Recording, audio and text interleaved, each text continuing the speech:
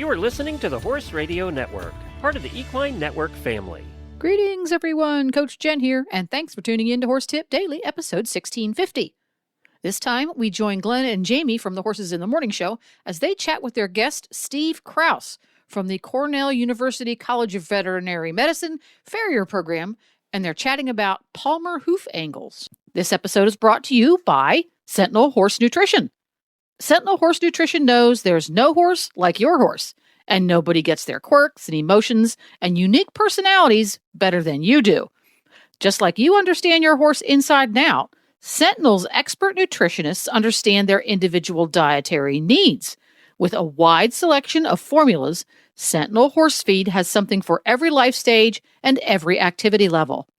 Sentinel's 100% extruded nugget formulas are packed with naturally wholesome ingredients, crafted for your horse's whole body well-being. Discover the difference of feed that's purposefully made to perfectly fit your horse. Visit feedsentinel.com/podcast to learn more or find a retailer near you. That's feedsentinel.com/podcast. So let's explain it to everybody. We're going to talk about Palmar angles. What is a Palmar angle? Okay, so the simple version is if we look at the side view of the horse standing alongside him, and if we're looking at the front limb, we're referring to the palmar angle, and if we're looking at the hind limb, we're referring to the plantar angle. So we'll start with the front limb.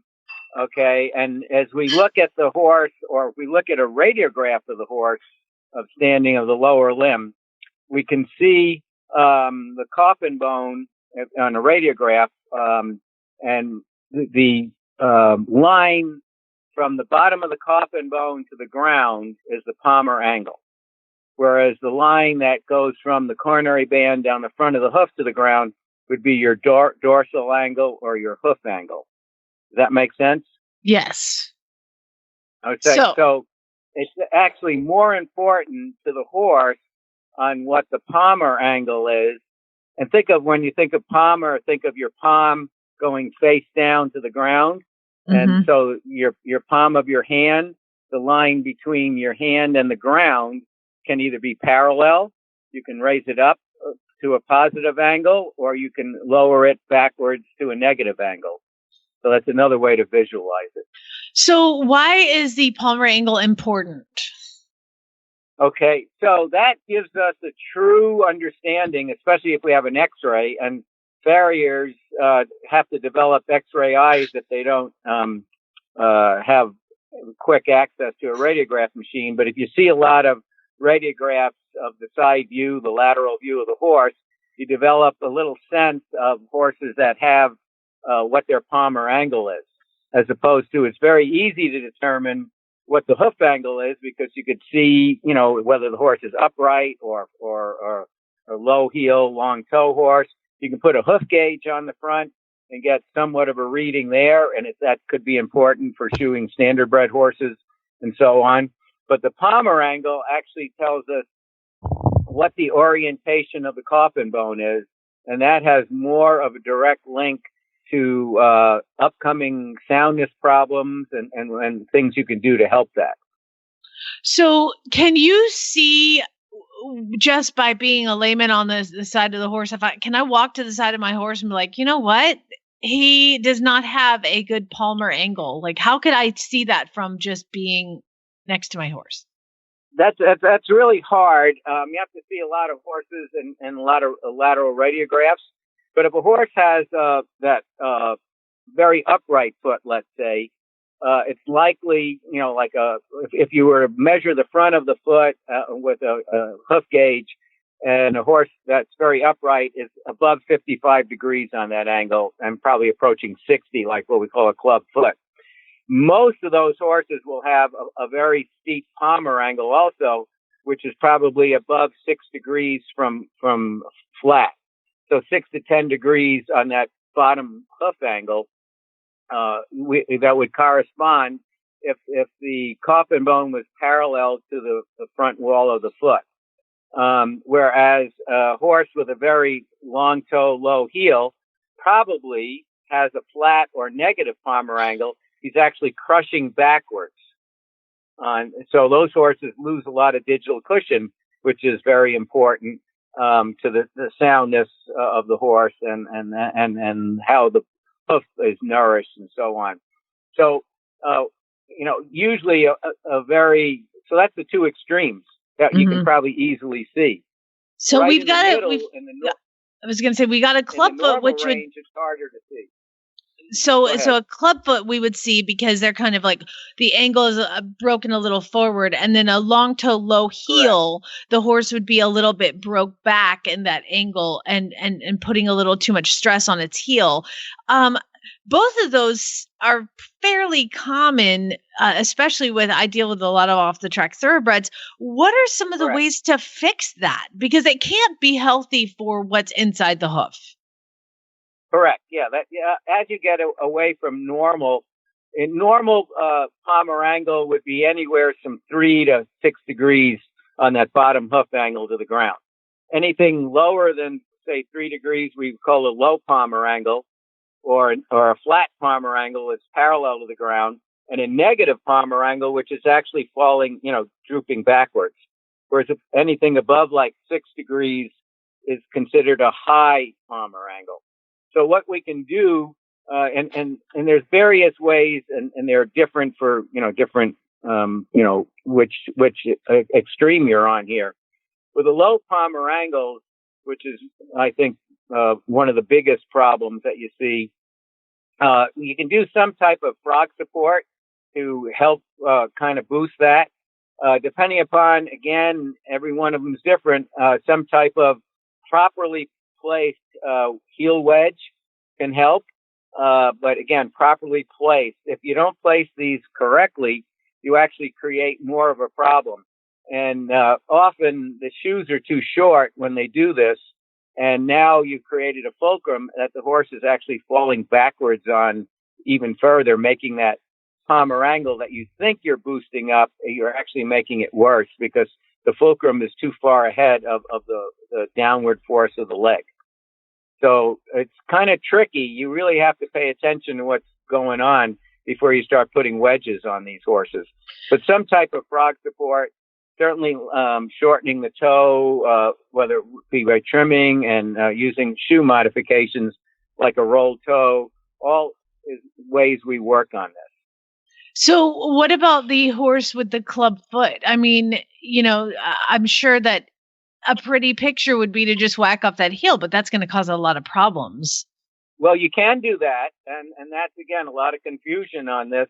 You can take that heel off because when you have these excessively high heeled club feet, that heel is not going straight down. It's migrating forward.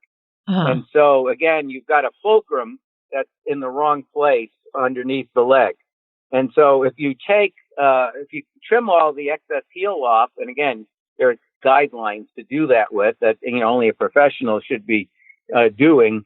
Then you have moved that base of support back under the leg, and that's where you can put a wedge also because now you have a lot of tension on the deep flexor tendon. Mm-hmm. So you remove the excess heel, and then you replace it with a wedge, and that sounds, well, why would we do that?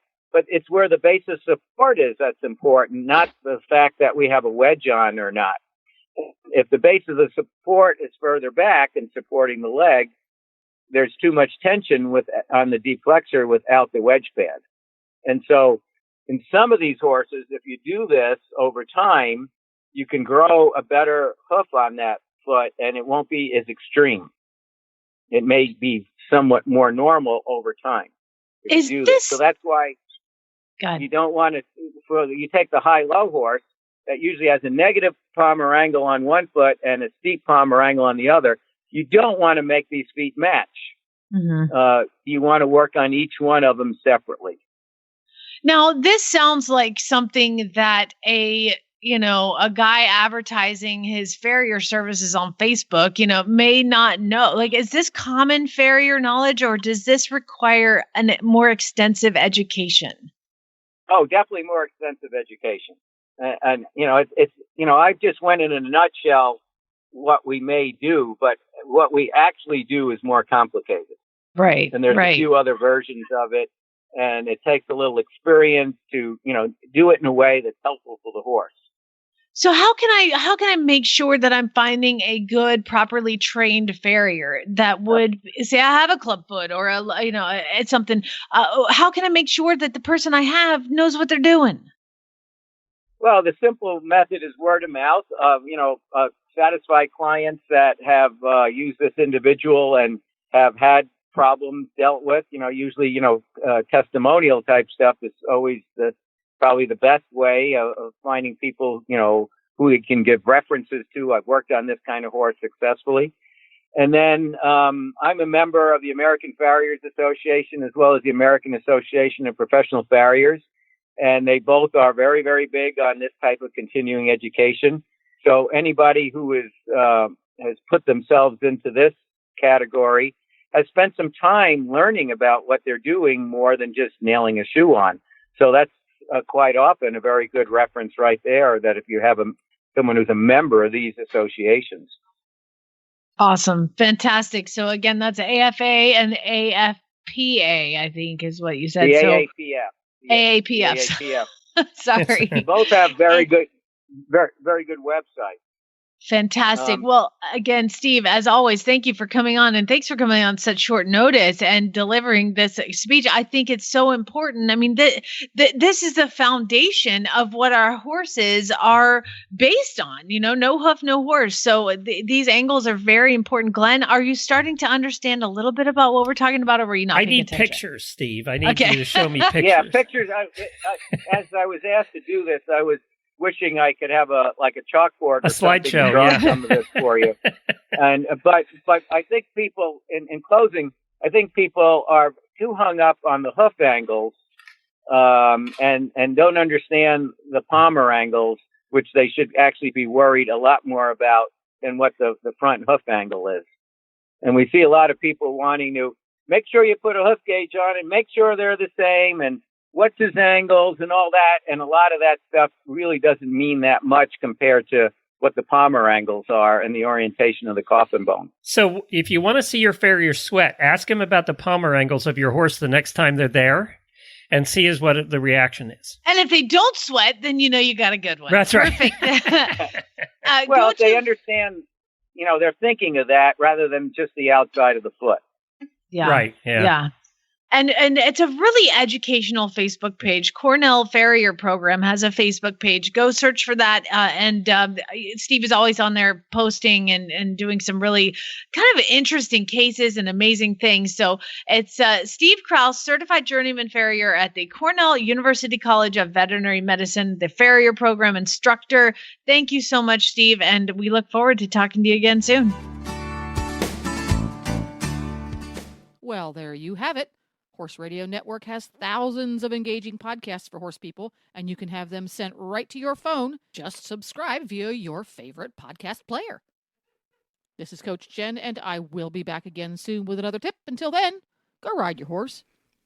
The Horse Radio Network and the Horse Radio Network hosts are not responsible for statements made by guests on the Horse Tip Daily. Please use your own judgment when listening to the tips on this show.